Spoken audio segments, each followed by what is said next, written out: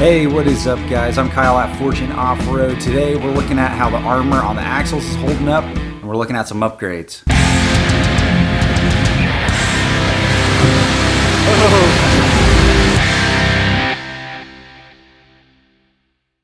So now the Samurai has been out on a few hard trails and a bunch of easy ones, but it doesn't really matter what type of trail the Samurai is on. It's always down low and slow, dragging in the rocks because it's only on 31s. The axle tubes were always one of my worries with this build because I read somewhere that the housing is only an 1/8 inch thick, which if you think about it is really super thin. So even though these are lightweight vehicles, crashing into obstacles, grinding over stuff, it could cause a problem over time, which is why I put the truss on the front and that diff armor. The front also has some ball gussets on it.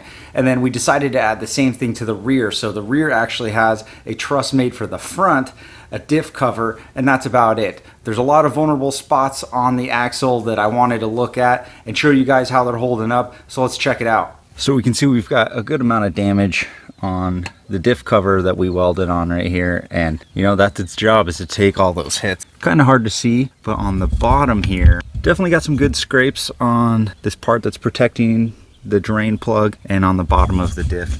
The other spot where we have a lot of damage is right here on the bottom of the axle tube. That's all pretty much what I expected. I mean, none of this is really anything crazy, but this part on the bottom of the axle tube, it kind of looks like you just took a grinder to it because it's literally just been grinding over rocks. So I do have an idea to put some bent steel on the bottom here. Not fully weld it like this truss probably, because it's got the weight of the vehicle sitting on it and the axles and the fluid is all in there, so I don't want to heat it up too much. But I am thinking about just tacking on a little bit more armor down here and maybe on the front right here.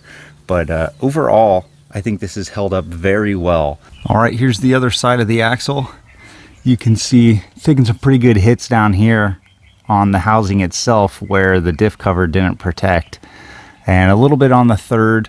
And actually the thing that's been affected the most is this little dust shield that goes over the pinion before the flange, and the drive shaft itself has been hit pretty good, but it's all holding together very nicely. You can see you're starting to get a little color on here. Some of the rust is starting to come through, so when we're finished we'll have to throw a little bit more paint on there. And the rear axle back here actually looks pretty good.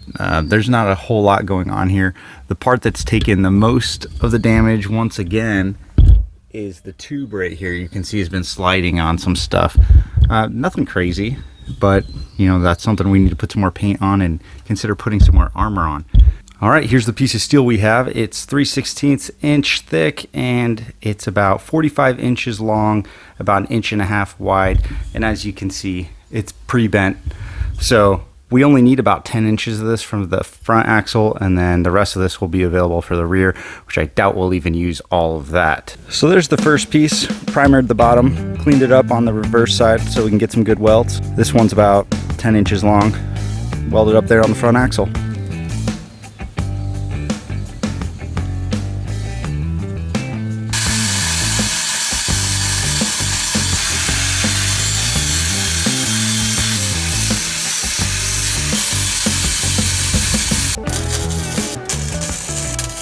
The key here is to not let the axle get too hot. We don't want to burn up that gear oil, we don't want to melt the seals, and we definitely don't want the housing to warp. So I took about 5 minutes in between each one of these 1-inch passes that I was making, took plenty of time to let everything cool down again, and then did the same thing in the rear. This is one of those things where you really need to take your time so you don't get anything too hot. And remember, at the end, you definitely want to dump out all of your gear oil and put in some fresh stuff. It only cost me about $5 per axle to do that.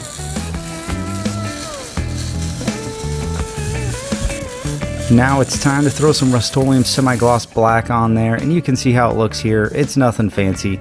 The long stretches on the flat part of the tube I didn't weld all the way through. I just put a couple 1-inch stitches on there, and I think that's going to be enough to hold it on there. Really, we're just looking for some extra protection when we're sliding around.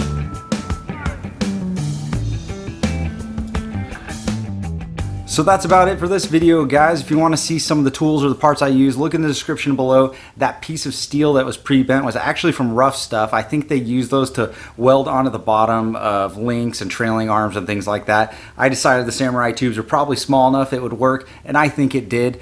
I've heard about other people reinforcing their axles in this way, but I really haven't seen it anywhere. I'm curious what you guys think. Do you think this was a necessary upgrade? I'm not really sure how it's going to work out, but I do know that from now on when I'm sliding over rocks, it's not going to be a concern for me. I don't care. I'll go back and forth over. 3/16 of plate on the bottom is definitely going to be enough to protect these axles. Hopefully it'll even add a little bit of rigidity. Guys, if you're not subscribed yet, make sure you do that. That way you can see when my videos come out. You can stay up with the Suburban, the Samurai, and the Colorado as we build them up and wheel them. Thanks for watching, guys. See you next time.